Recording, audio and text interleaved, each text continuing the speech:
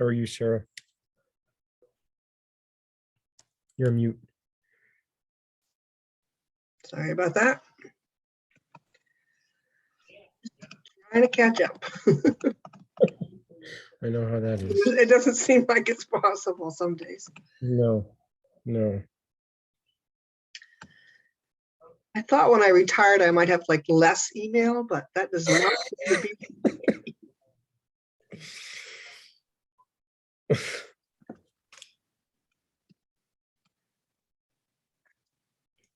I'm bad about setting a particular time of the day where I sit down and read email and also answer the emails. I should do that. I go in fits and starts and Yeah, I'm really great at opening them and reading them and then not responding to them for a couple hours, and that is not a good thing. well, I try to keep track of them and I just lose track because it's like, if they fall below the screen, I can't find them again. Or then I try to mark them as unread and I get too many of those too. So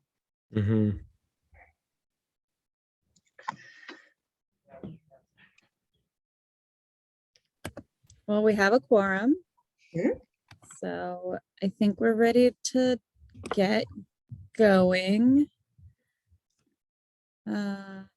The first thing that we should do is approve the draft agenda. So if we could have a motion along those lines.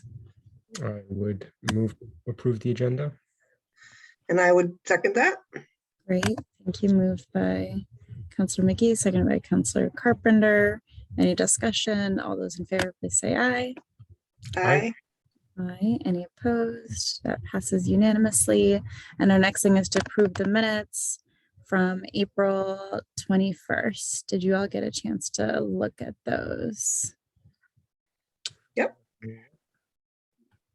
Sweet. And would somebody be ready to make a motion to approve the minutes?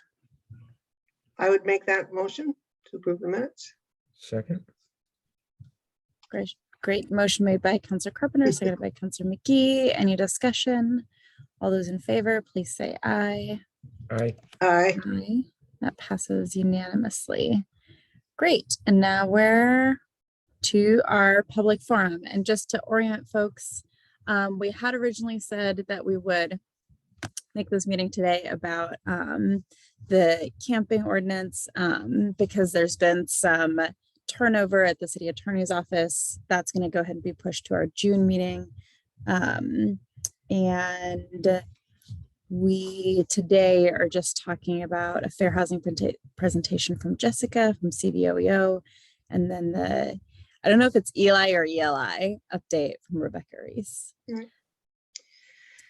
I have a question and we can save it for other business, and I know we're waiting for the review from the city attorney, but I'm wondering at the next meeting, or if we want to hear that first, or whether we want to, not so much, schedule some time to talk more globally as opposed to legally about some of the issues that the ordinance touches on.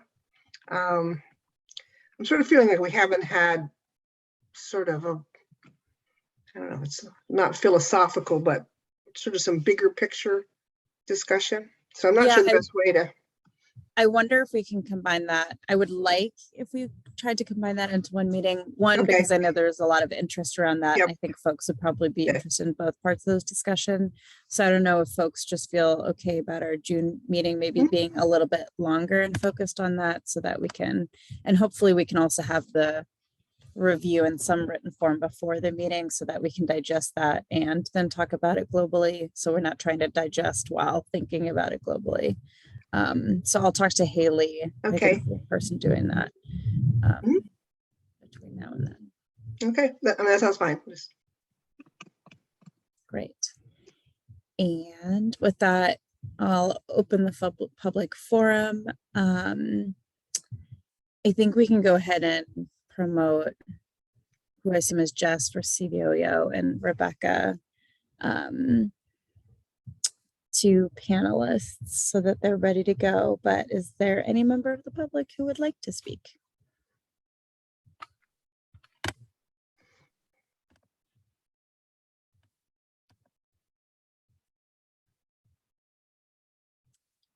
Hi, Jess. Welcome. Seeing none, I'll go ahead and close the public forum with the understanding that folks can always chime in for any of the items. And by chime in, I mean raise your hand and then chime in for any, if you've got questions or comments on any of the items. And that brings us to you. And I'll go ahead and hand it over to you, Jess. Thank you so much, Councillor Hightower. Hi, Councillor McGee. Hi, Councillor Carpenter. Thank you so much for having me here today. For some reason, I'm not able to change my Zoom screen name in this format, but I guess you know who I am. So I appreciate the opportunity to be here. We originally had made this request as part of April Fair Housing Month, and the intention is to talk to several city committees about fair housing and the connection between fair housing and planning and zoning, and have a conversation. And so I'm excited to be here, but I have a question for you. So what I've done is I've prepared a presentation that gives a brief overview of general fair housing law and how it applies in Vermont and nationally. Sort of a general overview, and then talking more deeply about how it applies in community development and planning. And then I was planning to hope that we could have more of a conversation and answer your questions and talk about either current issues or ideas for things that could happen here in Burlington. But my first question for you is, do you want that general fair housing overview first? I know it's something that some of you may be very familiar with and others less familiar. So I'm very happy to go through it, but I also don't want to be conscious of your time as well. So what's your pleasure? Joe, do you have thoughts? Go ahead. I would benefit from a quick overview. Mm-hmm. Yeah, if that's okay with folks. Sounds good. Okay, good. Well, I will, if I'm able to, I'll share my screen. And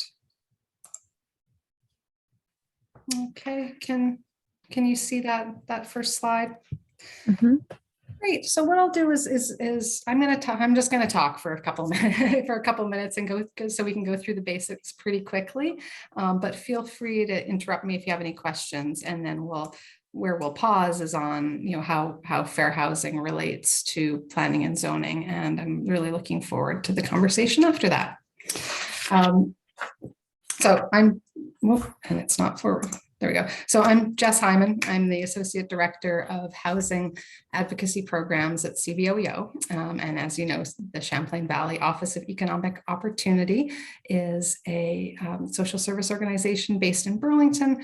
We have a whole number of programs and services that address fundamental issues of racial, social, and economic justice. And racial, social, economic, and environmental justice. Most of our programs are within the Chittenden, Franklin, Grand Isle, and Addison counties, and then our statewide housing advocacy programs cover all of Vermont and include Vermont Tenants, which provides free information and referral services directly to tenants by phone and email. We have a robust educational program, and we also do advocacy work as well. The mobile home program works with mobile home residents and communities all over the state. And of course, the Fair Housing Project, which supports people who are experiencing discrimination in their housing, and also works with municipalities and housing organizations around the state to increase the amount of inclusive, affordable housing.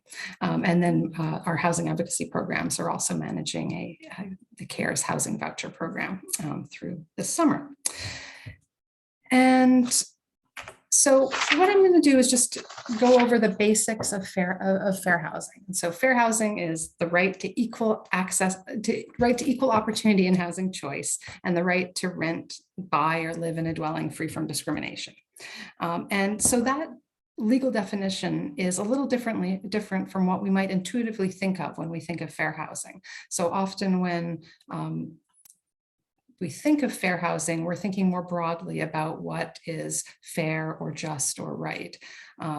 And that doesn't always jive with the legal protections, the protections that are enshrined in both state and federal law. So what we're going to be talking about today is what's protected under law. And why is this important? Well, we all know this is that it's important because where we live is important, and our homes are the foundation of the rest of our lives. Determines where we live. Where we live determines where we go to school, where our access to housing, to transportation, how we get to our jobs, all the things that we need for safe and stable homes. And this is especially important in a really tight housing market, like we have here in Burlington and throughout the state. So, fair housing law isn't new. Way back in 1866, following the Civil War, there was a federal law put on the books, that the Civil Rights Act of 1866, which allowed slaves the ability to own property, and so that was really important for allowing access to housing for everyone. But those laws were not enforced, and as we know, we've seen hundreds of years and generations of segregation and exclusion all over the country. Jumping ahead to the 1930s, when housing discrimination was rampant, and this segregation had been enshrined in federal and state and municipal law and culture. There were racially restrictive covenants, which restricted people of color or people of certain religions from living in certain developments. Even here in Vermont, we had racially restrictive covenants. And there was other government sanctioned segregation, including things like redlining, which restricted the insurance or mortgages that were available to people who lived in certain areas, generally the inner city areas where people of color would be living. And there was also a lot of money and opportunity that went to white homeowners in the suburbs, and developments were created that only benefited certain segments of the population, which made it extremely difficult for people of color and others to own homes, to build their wealth through home ownership. And this was all part of a bigger system of systemic discrimination in this country, and people fought back. And in the civil rights era, there were protests all over the country, and a greater awareness about the need for equal access to opportunity. And there had been many efforts to pass laws that would enshrine these protections into law, but it wasn't until after Martin Luther King Jr. was assassinated in 1968 that the Fair Housing Act was finally passed. So the Fair Housing Act is enforced administratively by HUD, the Department of Housing and Urban Development, and then state entities like the Vermont Human Rights Commission and Vermont Legal Aid are responsible for testing, litigation, and enforcement. Organizations like CBOEO are responsible for education and outreach. So we're not an enforcement agency, but our job is to make sure that everyone understands the law and their rights and responsibilities under that law, and to support people who are experiencing discrimination and to help them take next steps to get remedies for that discrimination. And then we also work with community groups and organizations and municipalities to help affirmatively further fair housing. So under federal law, folks are protected from discrimination based on their membership in protected classes. And under federal law, the protections are based on disability, race, sex, color, national origin, religion, and family status. And family status is generally defined as the presence of minor children. And then disability is either a physical or mental disability or being in recovery from substance abuse.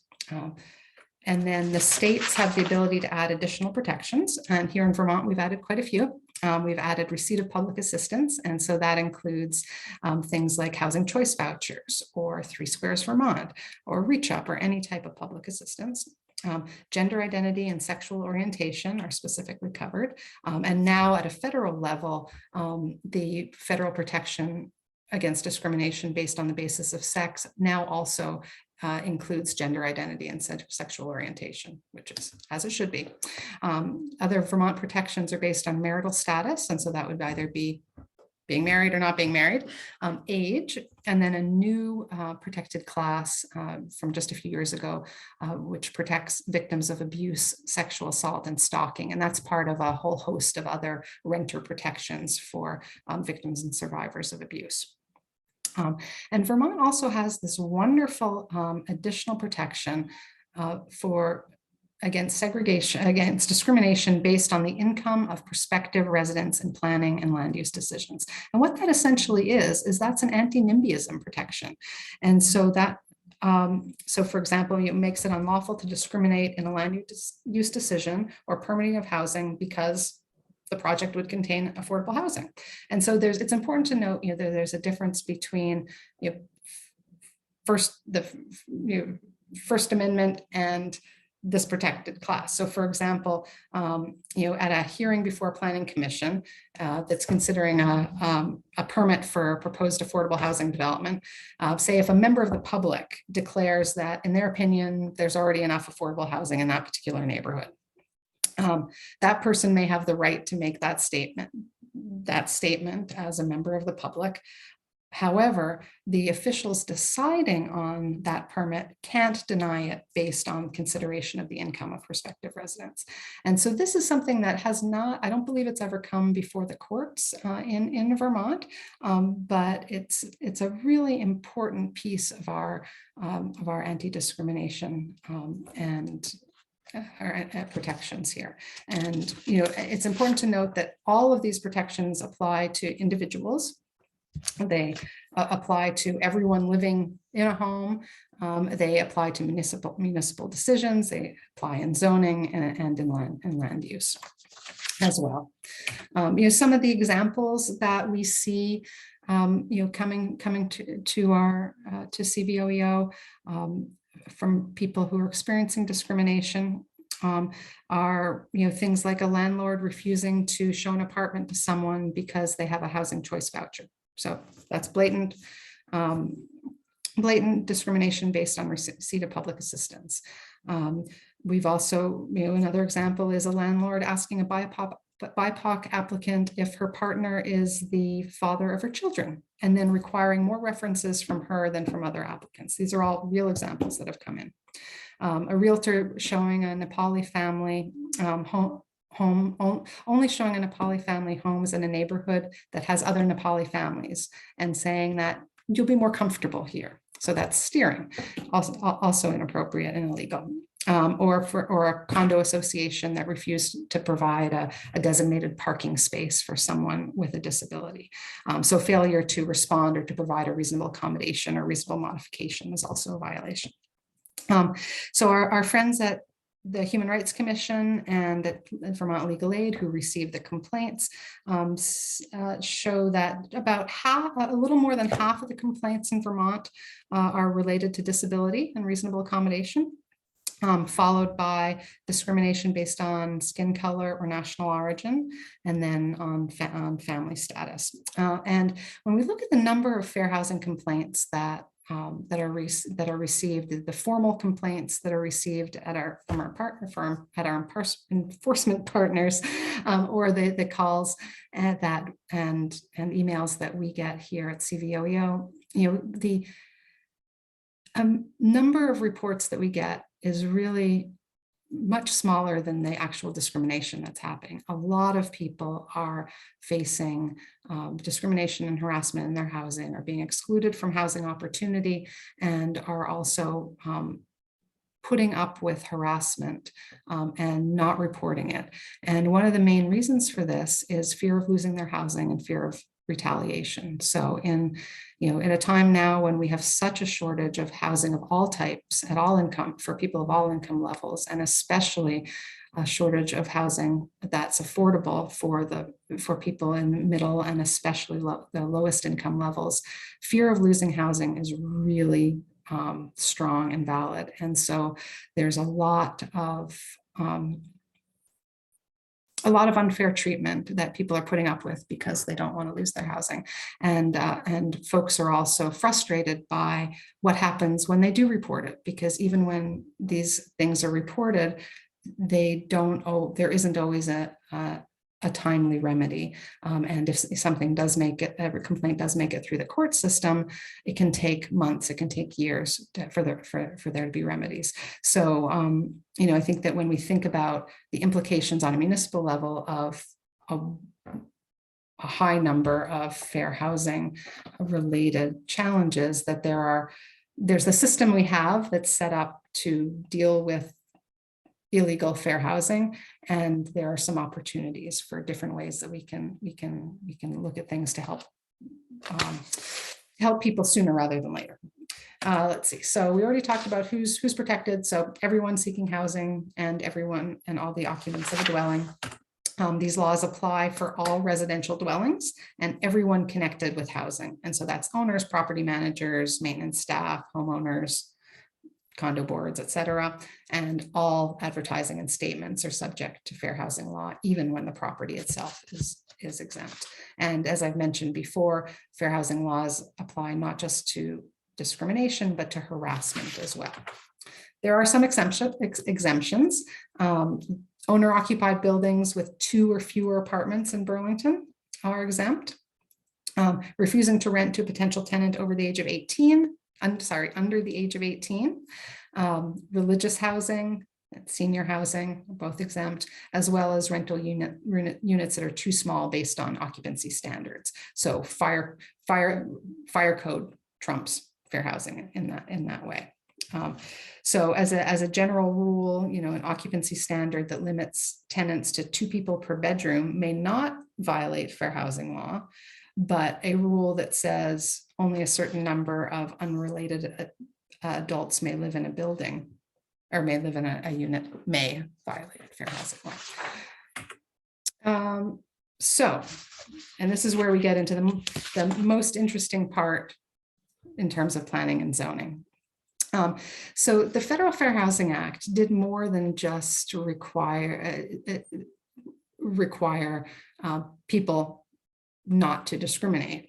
It also requires all recipients of HUD funding and municipalities in general to actually undo the historic patterns of segregation and other types of discrimination that have limited housing opportunity for so many years. So it isn't enough just to say you can't discriminate, you have to go one step further. And that's to actually make changes to some of the systems that that are reducing opportunity.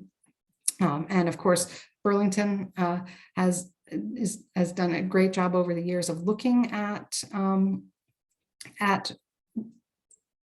the barriers to fair housing. A couple of the documents on the city website are the analysis of impediments to fair housing choice, which was produced by VHFA back in 2010. And then the city is required by HUD to do an assessment of the impediments to fair housing. And the current one is expiring this year, and there are plans in the works. CEDO is working on the schedule for the next analysis of impediments. And so what these documents do is they look at where there's an assessment of the housing realities of the city, and what are the goals specific to Burlington, Winooski, and the surrounding areas. And so during the last analysis of impediments, the main goals identified were looking at the patterns of integration and segregation. And so it was clear that there was a difference in the city between where the white and non-white populations were living. And that was directly related to the location and type of affordable housing, as well as to discrimination. It also looked at the disparities in access to opportunity. So for example, where people are living is going to impact what schools their children have access to, and what exposure to other environmental factors. And then they also looked at the disproportionate housing needs. And so looking at the city's population, particularly the city's BIPOC and low income population, looking at which populations have the greatest barriers to accessing housing. And the document outlined a number of goals, and so the next iteration of this will look at how successful the city has been over the past 5 years in addressing those goals, and they'll be updating that document. So when we look at at fair housing and how it relates to planning and zoning, obviously there's a direct connection to access to housing and housing opportunity and zoning, because zoning is deciding what types of buildings can be built where. And so historically, zoning laws have restricted affordable housing and perpetuated this opportunity and the racial wealth gap.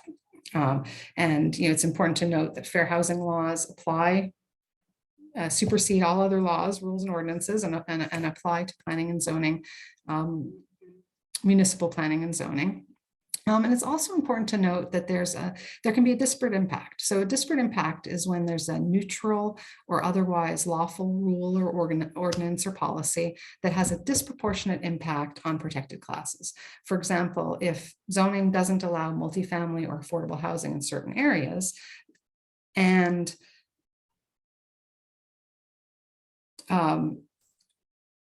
people of color, people with disabilities, and other protected classes are more likely to be in that lower income, then this neutral rule of not allowing, seemingly neutral rule of not allowing multifamily or affordable housing in certain areas is excluding whole groups of people from housing access. So that's a direct connection between zoning and fair housing. There's also a lot of conversations about NIMBYism and about how zoning can strengthen NIMBYism in certain communities. And then there are some opportunities as well. Some municipalities take their commitment to affirmatively furthering fair housing one step further and actually add in local enforcement options to combat housing discrimination and to support the other enforcement activities that happen in the state. Both the Human Rights Commission and Vermont Legal Aid and HUD itself, they all three are overwhelmed with the number of cases, housing discrimination cases that they have. And that's only a small fraction of what's actually out there. So there are some opportunities for municipalities to make some changes as well. So I'm going to stop talking now. I do have some more slides that'll be on the the slide deck that I shared with Christine that have some really great resources if you want to take a deep dive into the connections between zoning and equity, and then also some slides on what individuals should do if they experience discrimination, and some other resources. So I will leave it there and stop sharing and open it up for conversation, which is way better than me just talking at you. So I would love to hear your questions, your thoughts. I'm here for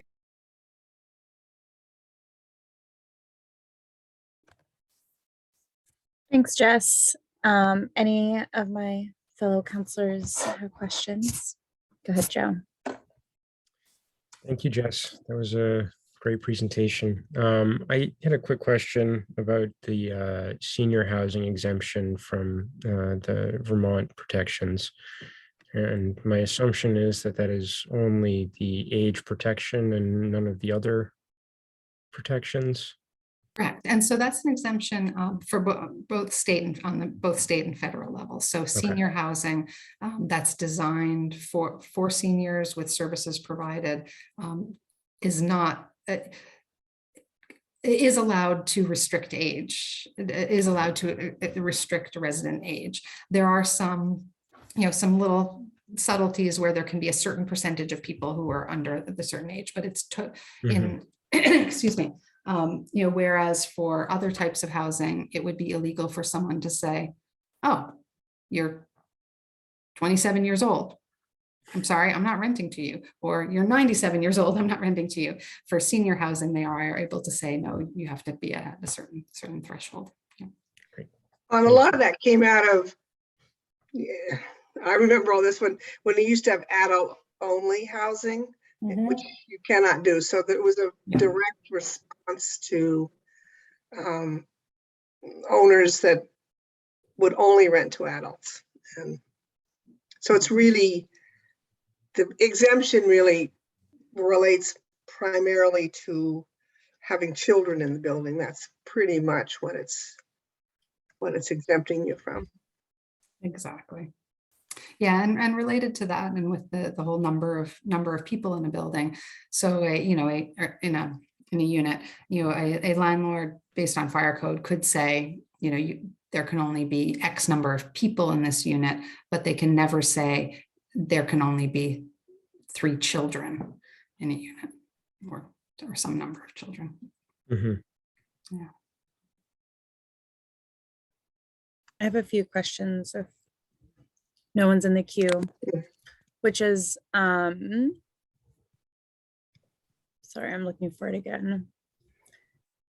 Well, I forgot my first question, but the second one is for the affirmatively furthering fair housing, which I didn't know about. And if, to what extent, I guess, municipalities or any other recipients of HUD funding are held accountable for following up on those assessments and moving forward?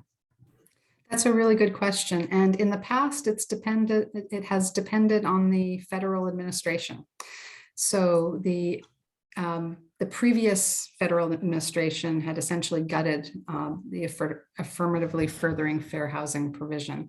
Say that 10 times. Yeah, exactly. Mostly AFFH. So, under the Obama administration, there had been a whole series of rules and practices for how municipalities were supposed to report on how they were affirmatively furthering fair housing. And under the Trump administration, those rules were just taken away, and both that and the disparate impact rule that I mentioned as being, when there's a disproportionate impact of a neutral policy on people in protected classes, both those were sort of tossed out. And the current the Biden administration has reaffirmed their commitment to affirmatively furthering fair housing. What they haven't done yet is redefined how municipalities are held accountable. So I think that's the next step. They're working on that now.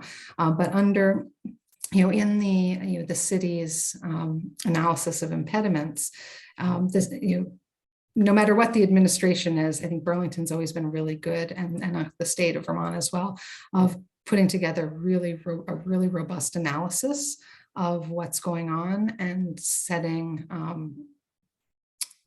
some goals for the things that they need to be looking at. But I'm not sure at a federal level how closely monitored that is. And I'm not sure if either Todd or Brian from CEDO are on this call now, but they would be able to better answer that than I would. But that's, in my opinion, that is one of the strongest pieces of the Fair Housing Act, because that's what, if done correctly and if enforced and monitored and enforced, can actually make change. Because if we keep the same systems of the same patterns of development, the same ways of approaching who has access to housing and where, that the other types of discrimination are always going to be there, but we can make a big difference when we look closer at zoning and planning. Thanks. That's interesting. And then I have a question on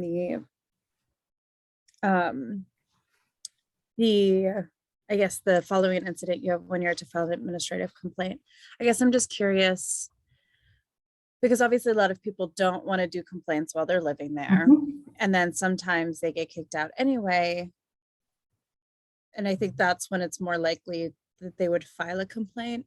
To what I guess, as you know, because we hear about things like this all the time, is, you know, when people reach out to us. So like, what is the, I guess, kind of like success rate sounds like the wrong word, but like, what is kind of the recourse for people who have been discriminated against? And lots of times it's not necessarily that they want to get back into that housing situation. So like, what are, like, if they do found it a complaint, what are some of the things that they can expect to have happen from that? Yeah. And so you're right. A lot of, and in fact, we often counsel people to not file a complaint right away if they're at a risk of losing their housing because of it. And it is illegal if someone does file a fair housing complaint and then is served with an eviction, even if it's a no cause eviction, that can be considered retaliation and would be illegal. But excuse me.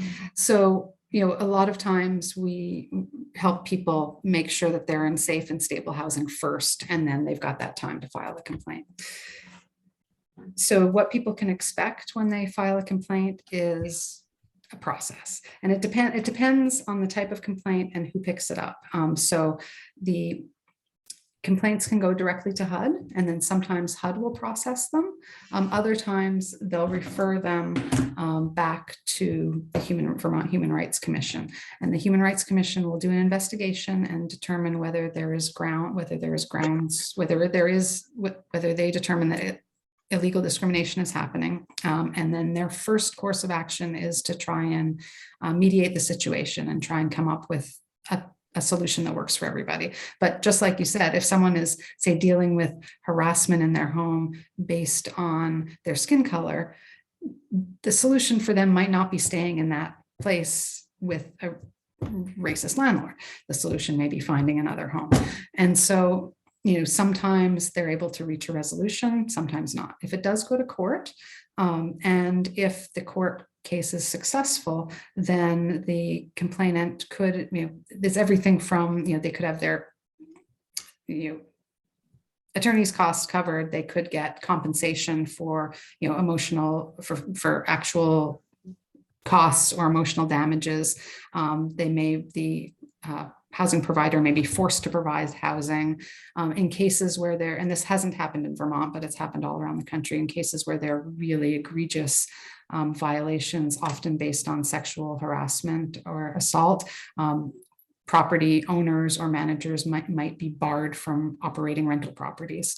And then there's other types of penalties where people would have to, if someone was guilty of discriminating against people with housing choice vouchers, they might have to, for the next year, every time they put an ad in the paper, have to say Section 8 welcome or housing choice vouchers welcome.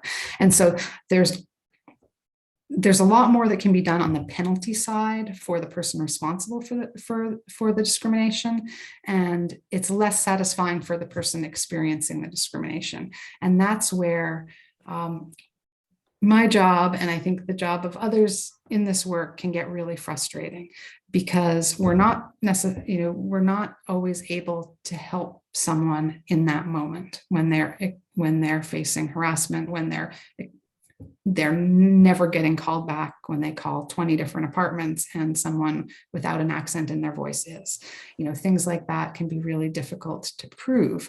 And so in terms of recourse, or in terms of immediate solutions. So our tactic is to try and find an immediate solution when it's happening. So if it's something where someone is not being treated fairly when they're applying for an apartment, I might call the landlord and talk to them about fair housing. We would refer the person to legal aid and so that they could do some testing, or, you know, potentially represent them in court when they have if they have a court case. But I think there's definitely need for something in between those two tactics. So the one is the immediate, like, let's see how we can get you safe and secure now and file a complaint later on. And then there's the file a complaint now and go through that process. But there needs to be something in between.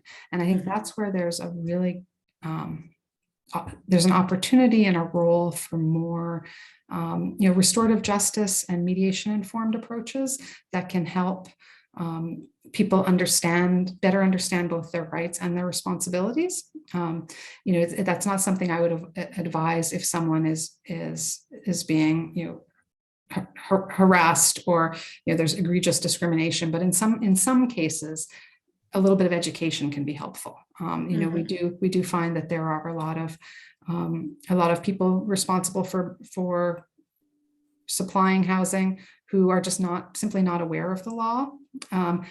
And there's also a lot of both implicit and explicit bias that comes out. So that was a little bit of a rambling answer to your question, but did I hit on some of the things that you were looking at? Yeah, no, I think that hit all of the things. And maybe to your last point on the restorative justice piece, is the CJC the best organization still to reach out to if somebody's like, hey, I feel like there's discrimination going on either,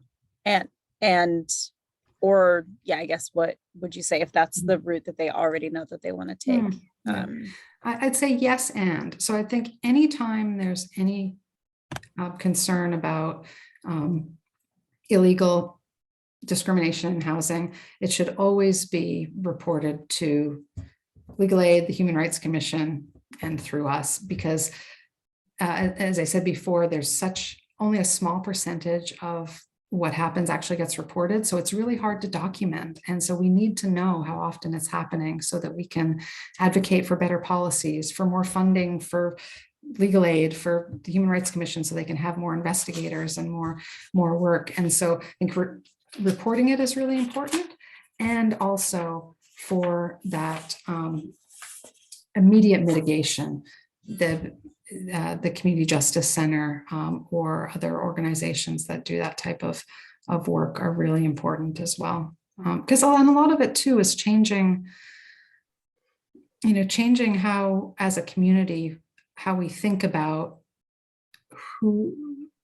housing and who has the right to it, which is everybody. And the more that we have these conversations more openly, and the more organizations and people that are involved in talking about it and in understanding why affordable housing and housing at all income, mixed income housing is so important, then there's less NIMBYism and more acceptance of more housing development of more types in more places, which is what we need to alleviate the housing crisis, which is exacerbating the discrimination that people are facing. Awesome. Thanks for sitting through all of my questions, Sarah and Joe. Did you have anything else? These are sort of more comments than questions, and they're a little over the map on the sort of last theory. I think Burlington has done a lot. I'm not as clear that other towns in the county have. And I'm not sure to whom I'm expressing this, but I think we, the city of Burlington, maybe in our role through the Regional Planning Commission, need to be more active. There was an attempt by Burlington, and Brian can remind me, it was probably Brian himself involved, to get all the other towns to kind of do their fair share of affordable housing. And, that to me is sort of a big baseline of sort of implicit bias. Why are you not doing more? And it has gotten better. So I'm not saying that it's hasn't improved over the years, but that's sort of a big picture approach. Can we do more with the regional partners or regional neighbors to push at them a little bit more to do more? So that's sort of one tossed out thought I'm thinking about. In the Burlington side, I felt for a long time, and I'm not quite sure how to structure this. There is, just generally speaking, and I would say this is true with the county as well, a need for a more robust mediation program. And again, I think that's where you get a lot of levels of implicit bias. I think you get behaviors many times caused by a disability, sometimes by cultural differences that result in disputes between tenants and landlords, and not a really good forum to exercise that. And that certainly came up in the conversations about just cause. I mean, I think, in fact, landlords exercise no cause evictions because there ends up with this level of frustration between themselves and the tenant, and there probably is a big root in bias, but there's not really a good forum to see if it can be sorted out. And again, I don't know how, and there was the pilot program that came up from the eviction moratorium, and Jess might have an opinion. I'm not sure how successful that was. It was more specifically around rent payment than the behavior problems that I see come up. And then I think the response by the property owners that may be discriminatory in a fashion. So I don't know what there was a conversation, if you remember, we had early on about whether the Housing Board of Review could take that on, and kind of dropped it, maybe in part because we were putting a lot of eggs in the just cause eviction basket, and might be time to bring back up. We can bring that whole issue up too, but I mean, what role could the city play? We are the sponsor of the community justice program. Is that something we could lean into them to help lead in some fashion? I don't have any answers. I'm just bringing it up as maybe something we should be pursuing. Yeah, I think anything that can help just overall improve landlord-tenant relationships and communication is going to be a good thing. And there's often really small issues get big really fast because of a lack of communication. And sometimes that communication is based on fear, sometimes it's based on bias, sometimes it's based on misunderstandings. And so that's where the Community Justice Center is, I think, playing a really important role in some of our in some of our neighborhoods, and helping address some of that that landlord tenant pressure, which which there really isn't any other organization doing that in the same way right now. And I think that there is a role for an expanded role for the Housing Board of Review, and for looking beyond just the security deposit disputes, and to be looking a little deeper and broader. It would take it would take capacity. You'd have to build the capacity and also the training for the board members, but there could be a role there as well. The other thing I wanted to mention, and I've mentioned this to Brian too, and it was mentioned about our with the state legislature, there's been some amount of new money, will be some amount of new money related to home ownership, and in particular first generation homeowners under fair housing. Gets tricky quick, but I believe that's really targeted to try to get homeowners of color. And I think we, the city, need to leap right on that. And again, it's not our money. It'll be honchoed probably by the regional nonprofits, but and I don't know if Brian wants to tune in and speak up about it. The conversation I had with him was, I think what's really missing in our system of getting families of color into home ownership, first of all, it's the money for any low-income family. So that's a problem, period. But it's really the counseling capacity, getting through the system.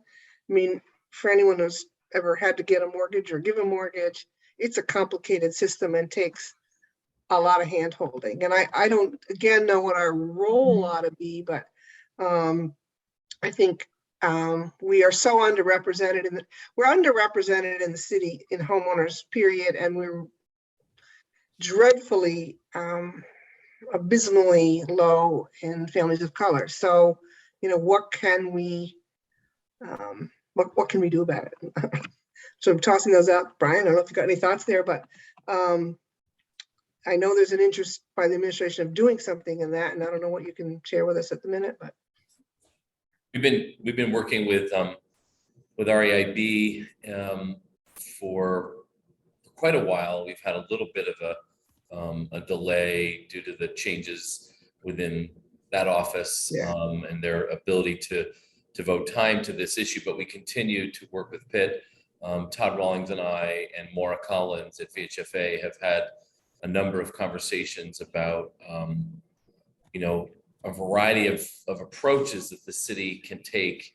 We don't have sort of a cogent plan at this point, but we really, at one point we thought maybe it's as simple as the city setting aside some of the ARPA funds for this initiative and piggybacking on other homeownership,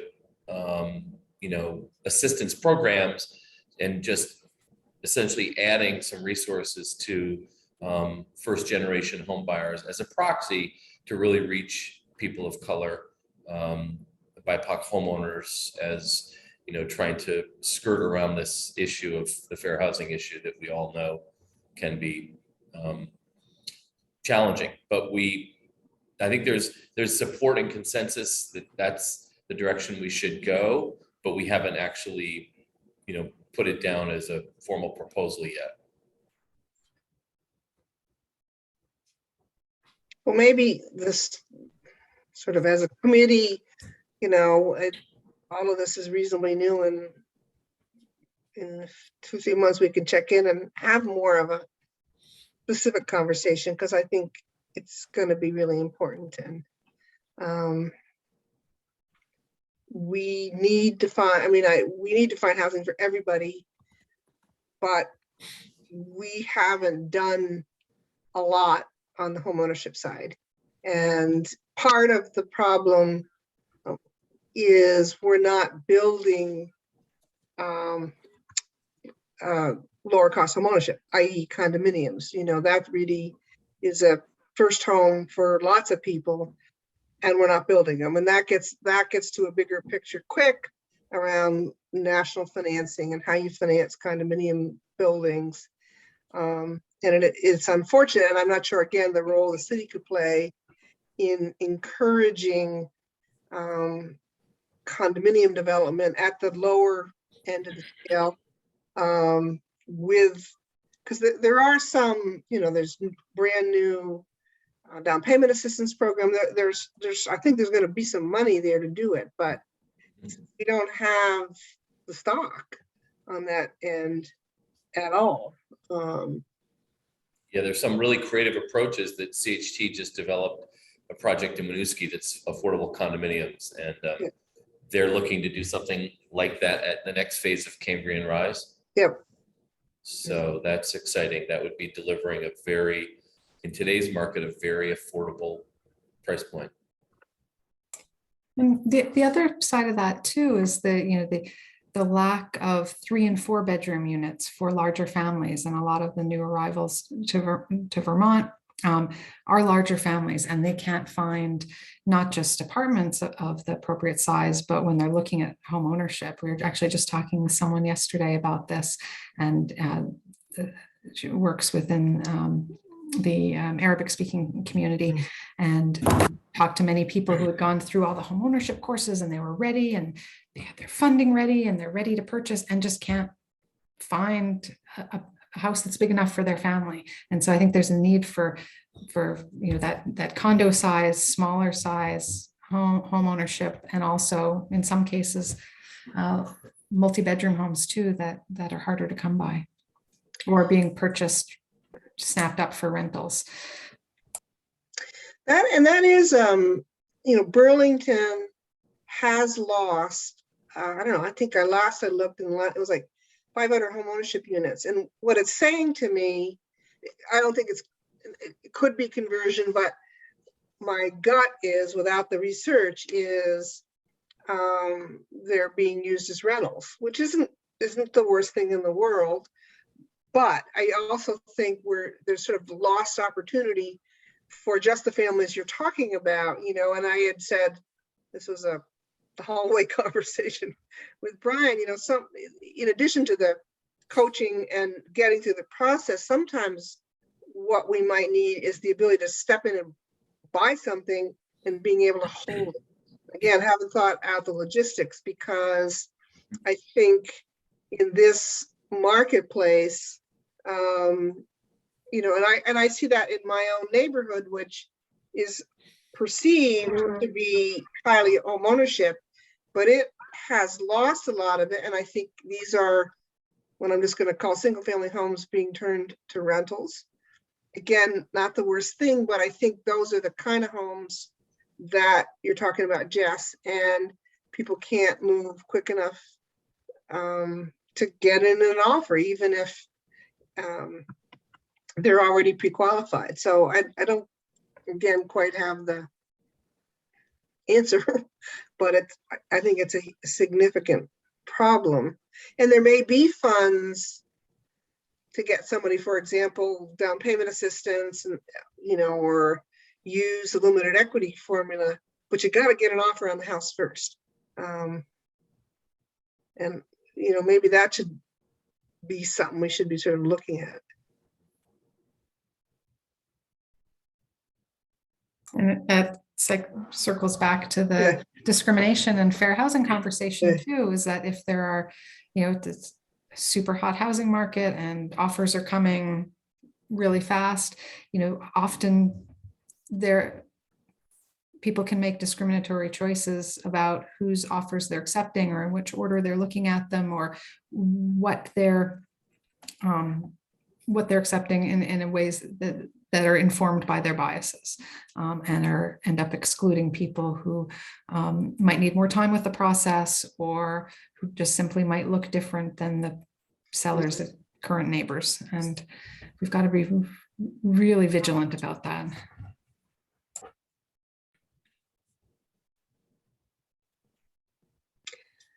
Well, I just hope it, and Brian, you know, that it continues as a high priority, because I just feel it. You know, it's a problem. And not to shift politics or issues, but you know, one of the downsides of the short-term rentals, I think, has had more impingement on the home ownership stock side than probably the rental side. People buying home, you know, single family homes for an investment. And obviously with what we're considering, that's what we really want to stop. And, you know, how could the city intervene, I guess.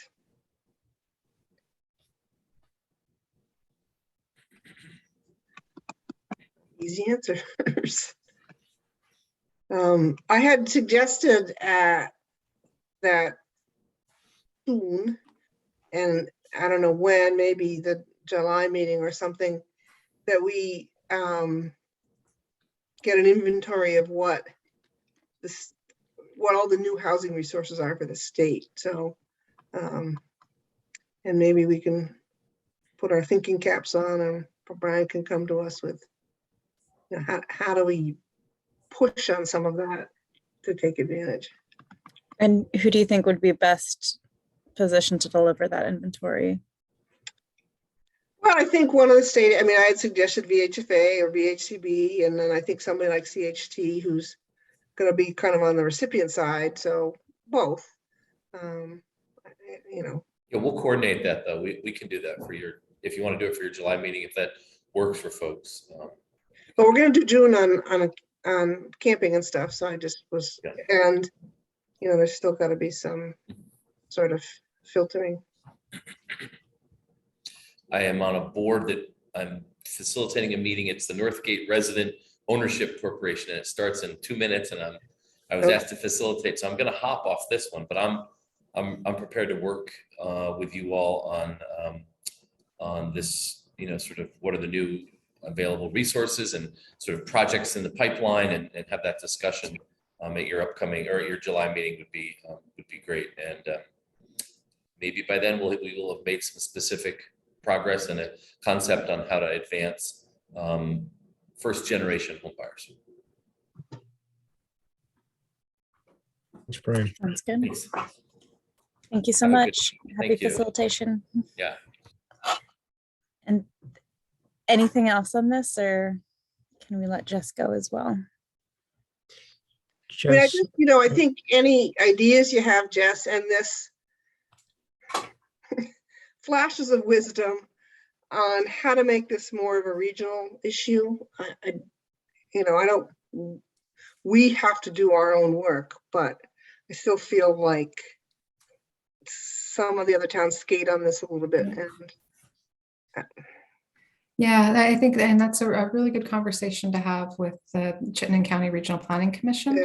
And Regina's been hosting the housing committee meetings, and I think that would be, and then this comes up sometimes where they'll talk about, well, what is each community's responsibility? Yeah. And I think she's floated the idea of numbers, and communities bristle because no one wants to be told what to do. But at the same time, I think really taking a regional approach is the only way we're going to solve our housing crisis. And I think just also on a Burlington level too, this is a little bit of a shift, but just thinking about other things that Burlington can do.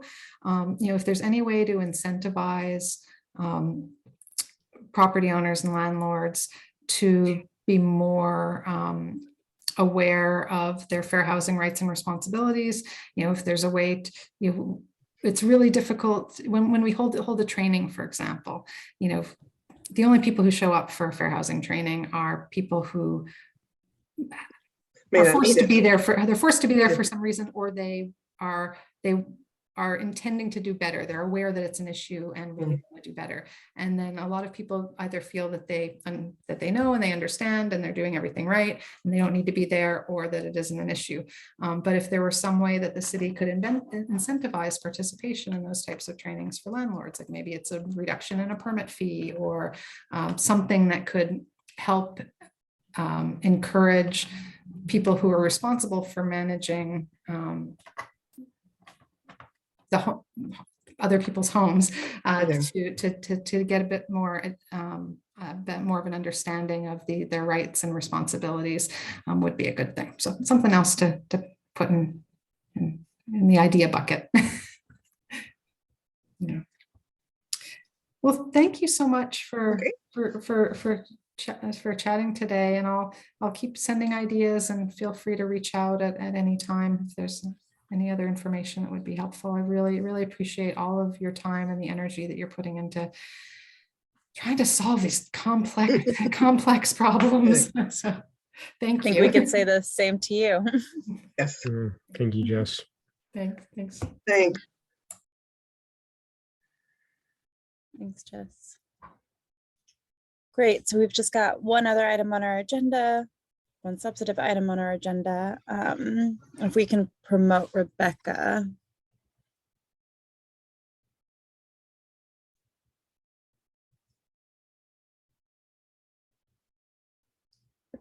Kara. For the early learning initiative, which is it Eli or ELI? ELI. I mean, that's what Brian Lowe taught me, so I don't know. But he's gone, so I guess we could rename it in his absence. I lost my note. I'm just gonna kick us off quickly.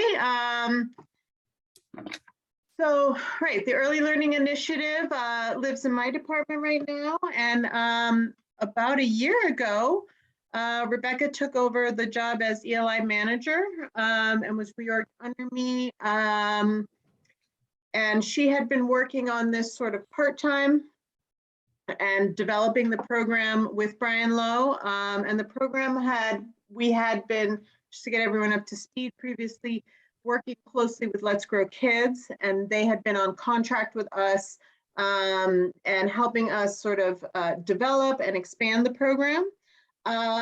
Let's Grow Kids contract has since ended, and Rebecca is the full-time manager of the program, and we do still communicate with them frequently. They're obviously a great community partner and resource of information for us. But we've actually been given COVID and some of the hiccups in the childcare environment, we've had a really good and successful year this past year. And it's kind of nice to do this annual report this year as opposed to last year and be able to say that the program's completely in-house and we're not using an external consultant. And basically, most of the great highlights that we're about to present are most definitely Rebecca's work. So I want to give her a shout out for that, and I'll pass it over to you. If you want to share your screen. Okay, well, thank you very kindly for that. And thank you, counselors, for your time today. It felt really great to get I'm sorry, I'm just getting everything organized here. Where's my other screen? Okay, it felt great to be able to get the annual report out. It was on the consent agenda last night, so I'm not sure if you all had a chance to read it or not, but that's what a lot of this presentation is going to go over. So it'll be great. As Cara said, the Early Learning Initiative fully came in-house this year. I am now the full-time Early Learning Initiative manager. It's been feeling great, and I'm really thrilled with how well this year is going. So as I'm sure you guys know, or maybe remember or read, the Early Learning Initiative is made up of kind of two different programs, both the First Step Scholarship Program and the capacity grant side of things. So first, I'll kick off by talking about our scholarship program.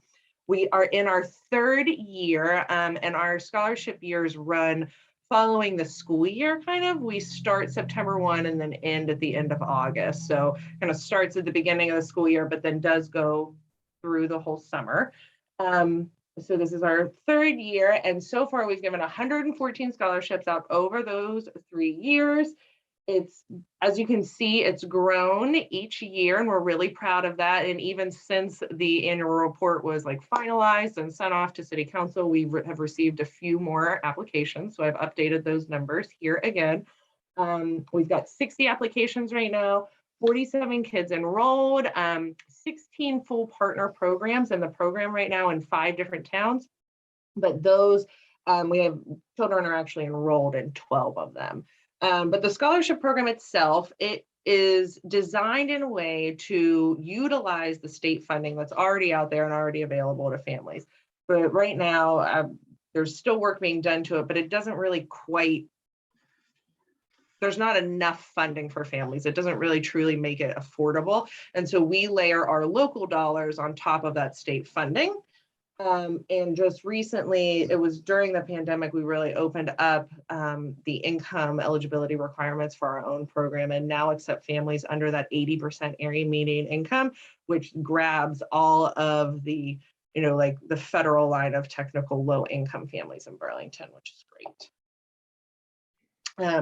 So here are the specifics about this third year from the start of September of last year through the end of this August. Like I said, 60 applications, 47 children enrolled. I actually just spoke with another person today and expect to get another application for a family that already has a spot. So we'll go up to 48 pretty quickly.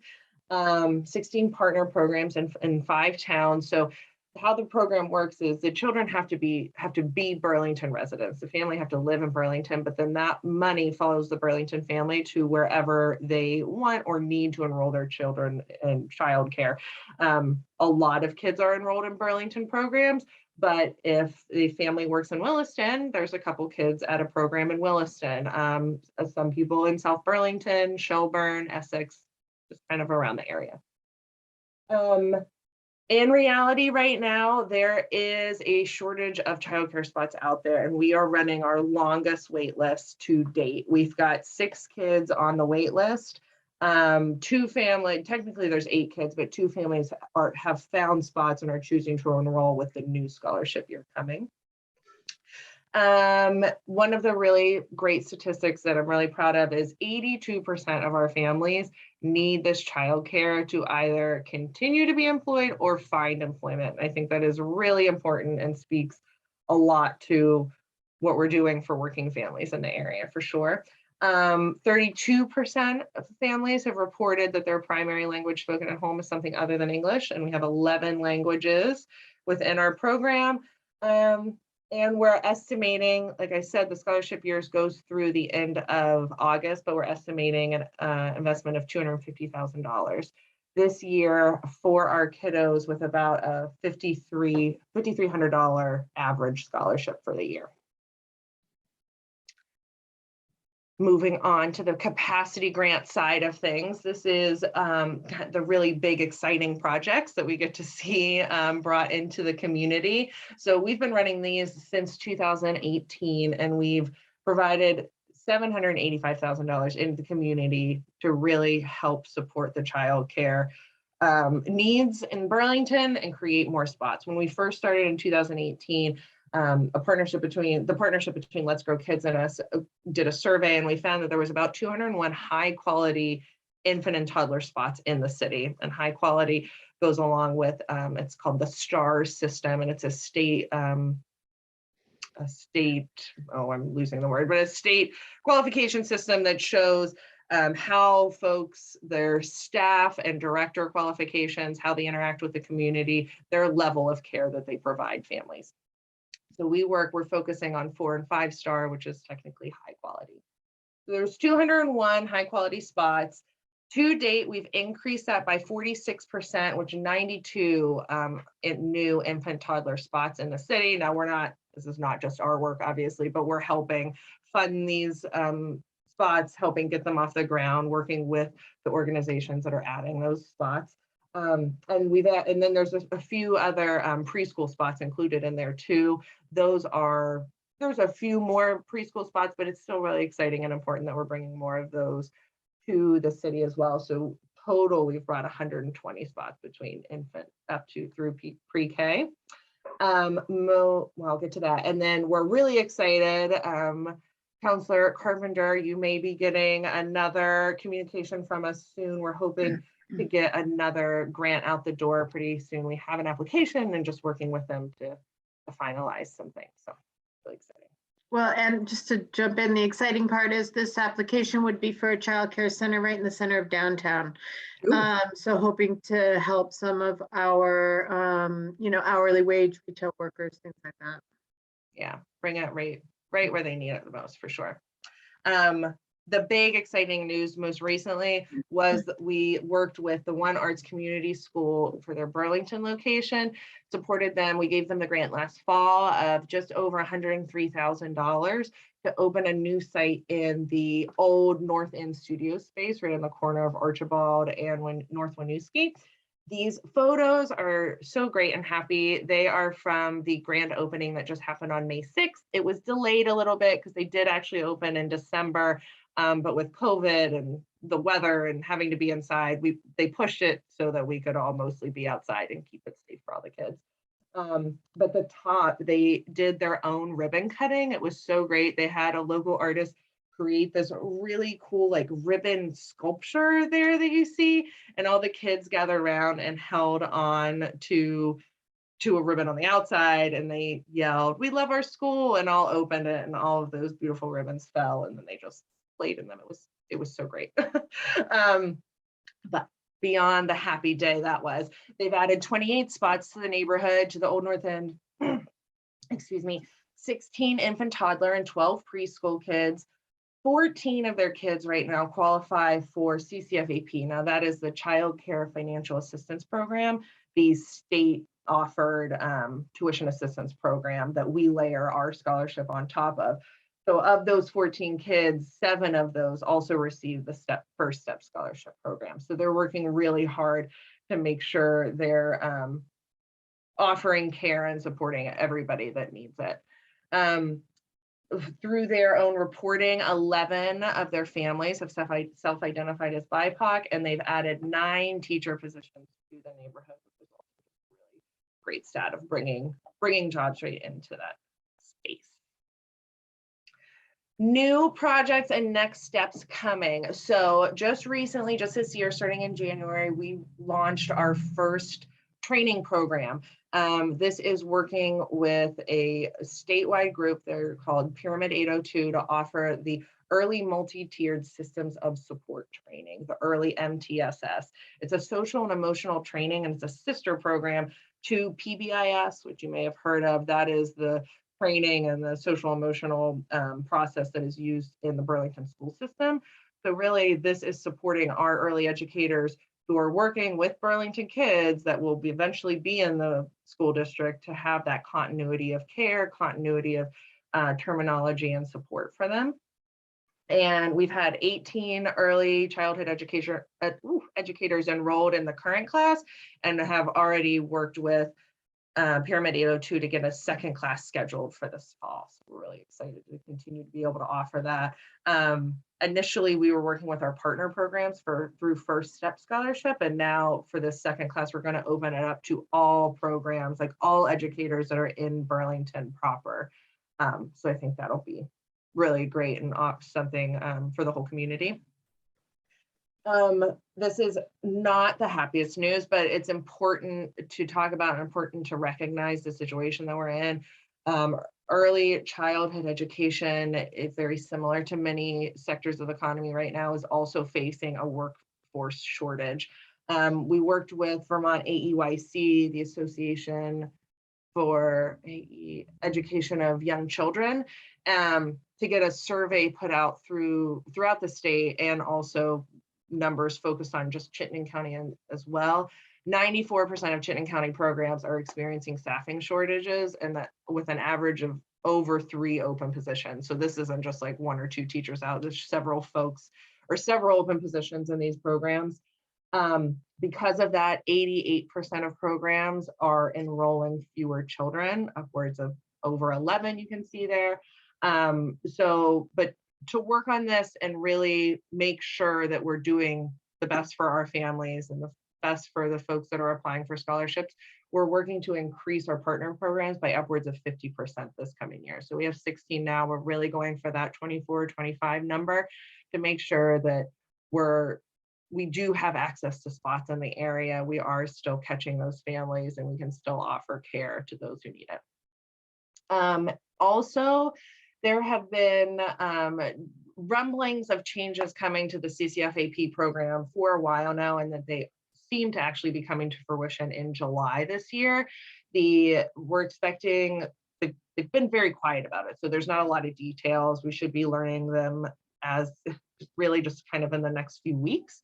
But we're expecting the income eligibility to be increased, so more families are going to be able to qualify, and the reimbursement rates to the childcare programs are also going to increase, which is great. This is a chronically underfunded system, so we really need more in there to then hopefully be able to pay the teachers we do have more, and then attract more to the education field. So with those changes coming, we are looking at various ways, once we know more details about them and really know how they're going to affect things, we're looking at how those changes might shift our need in how we fit into the whole thing, where that financial need is going to be. Is it going to still be with infant toddler spots? Is it going to shift toward pre-K a little bit? Who else will we really be supporting with this program? And with that, we've just got some questions and comments, and I can stop sharing now. I wonder if I could jump in for a second. I do see a real issue with the labor shortage right now, and the ripple effects that it's going to have on, because as Rebecca said, if 82% of our families need these spots in order to work, either to get a job or to continue working, if we're having trouble finding spots for families, the ripple effect is hard, and it falls over into our business sector as well when you have working parents who can't get the childcare. So the issue for us isn't necessarily the funding. So we, as you know, we're funded with pilot funds. It's more about the best way to disperse these funds in our local economy to try and shore up those spots or increase them. And as Rebecca said, we're going to really try and expand the number of partner programs. If instead of each partner program saying, hey, we can take 3 kids, if they say, no, we can only take 1, then obviously we need to expand the number of programs we partner with. And in addition, one last piece on the shift is, if the state really takes, the state and perhaps even the federal government take a larger role in financially supporting childcare in those infant and toddler years, then I think Rebecca and I might be coming to Board of Finance and Council to discuss using funds to then help support the pre-K program, because in the state of Vermont, pre-K is, we call it universal pre-K, but it's 10 hours a week only. So it doesn't help working families. And what happens is they fall out of our ELI program as soon as they move into pre-K, and there's not a lot of other supports for them there. So we're worried that some families, we're losing them in the workforce and they're losing their childcare spots, or they're having to go to lower quality childcare spots, which we don't want them to have to go to. So we're going to be doing work this fiscal year to see if the funds, will now be shifting, whether the financial support, the needs are shifting into the pre-K realm from the infant and toddler realm, as we sort of do a gap analysis of what the state and the federal government are doing.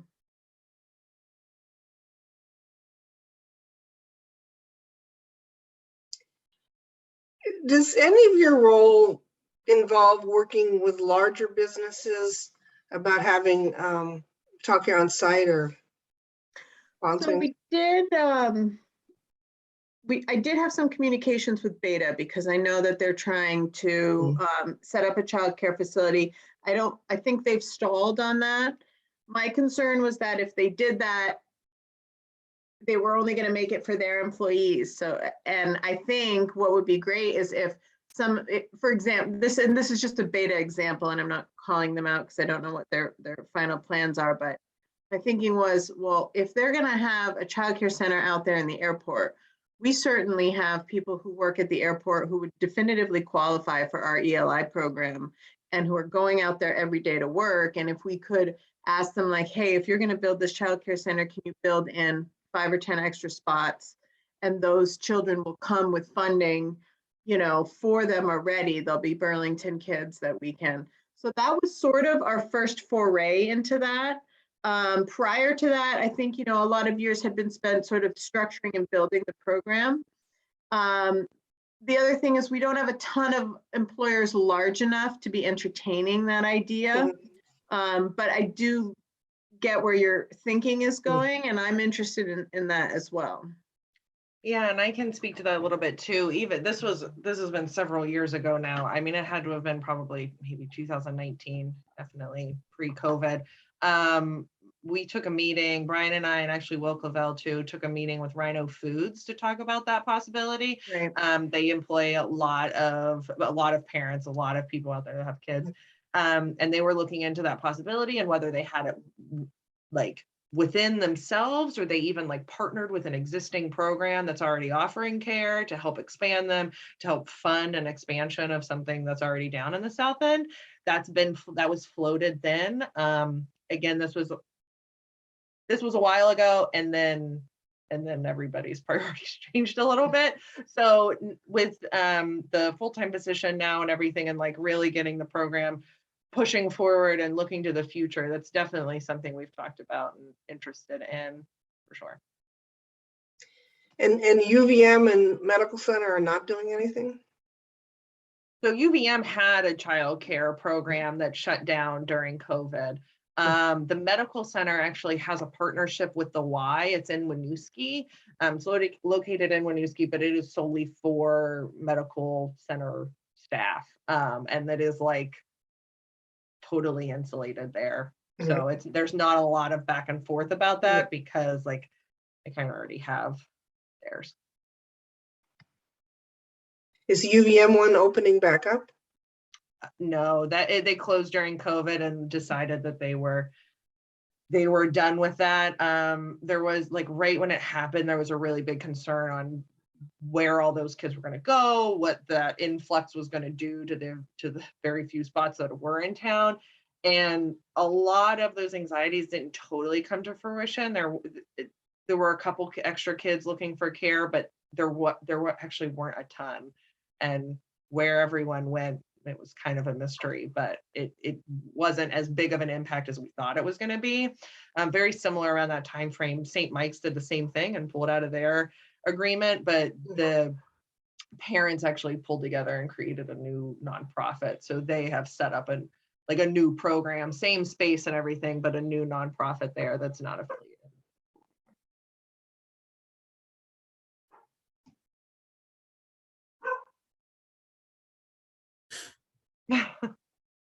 Any other? Joe. I had a quick question. I had someone reach out to me, believe they actually work at UVM. Their child now, they're receiving childcare through the Y downtown.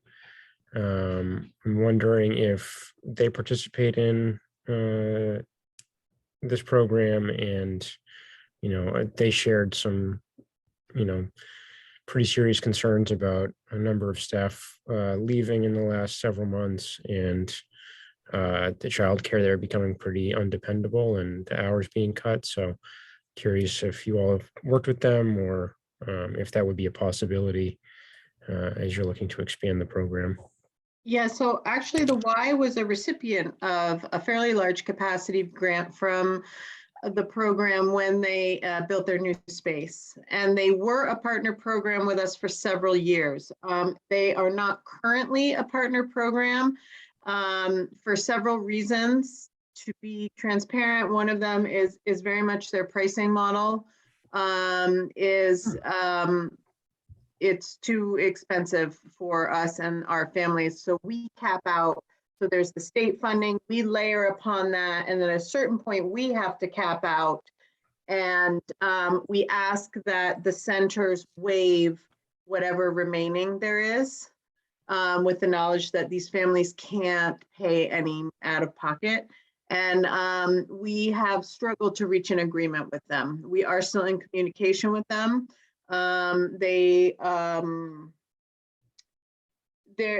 We just can't come to a financial agreement that they feel would work for them, which is unfortunate. We have also heard about some of the staffing issues there, without a doubt, which is probably not necessarily reflective of them. It's probably reflective of the tight labor market in general, to be clear. But we are definitely interested in having some of Burlington's ELI children back there again. And we're constantly working with them to try and reach an agreement on their pricing model. Great, thank you.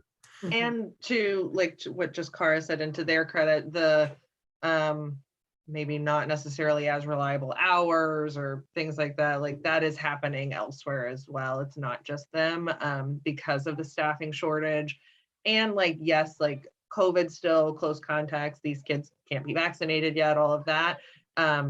Centers are really finding creative ways to be able to stretch as much as they can, whether that's reducing hours, reducing days, having to kind of stagger days on when kids can come and things like that. So that's happening really kind of across the board. Yeah, absolutely. Yeah.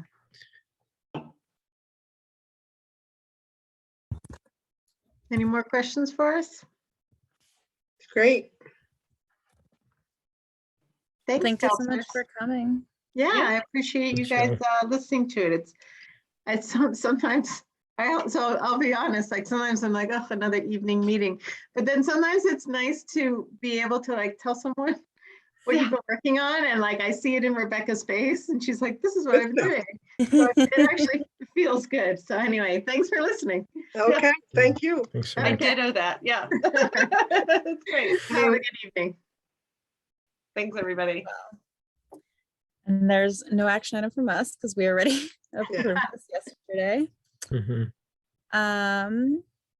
Great. Let me navigate back to the agenda. I think that's it. We already have our next meeting set for June 14th. Is Yep. that what it I is? think so. And which will focus on both globally speaking about the resolution, ordinance, and the legal review. Is there anything else, other business, that you all want to address? Wow, I just accidentally pressed leave. That would have been great if I just be like, okay, then bye. Great. The big red button. Then unless there's a objection, I'll adjourn us at 6:30 p.m.